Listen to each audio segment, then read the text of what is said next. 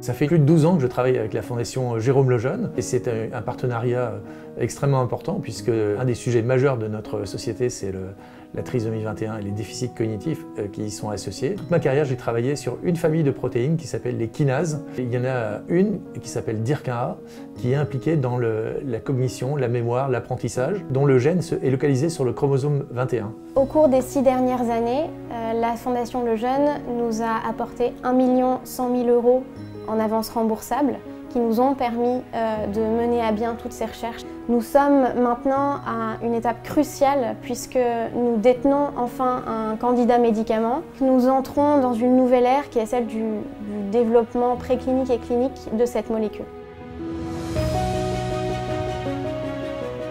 Cette kinase DIRK1A, elle est impliquée à la fois dans la trisomie 21 et dans la maladie d'Alzheimer, ce qui fait que ce qu'on apprend avec la trisomie, eh bien, en fait, peut avoir des répercussions sur une population beaucoup plus grande, donc l'ensemble des personnes atteintes de maladie d'Alzheimer. Le choix entre les deux essais possibles, donc soit les enfants dans leur courbe d'apprentissage, soit les adultes au moment où ils sont atteints de la maladie d'Alzheimer, c'est un choix cornélien. Ne pas traiter les enfants, ce serait absurde. J'ai vraiment pas envie que ce soit juste simplement une question d'argent.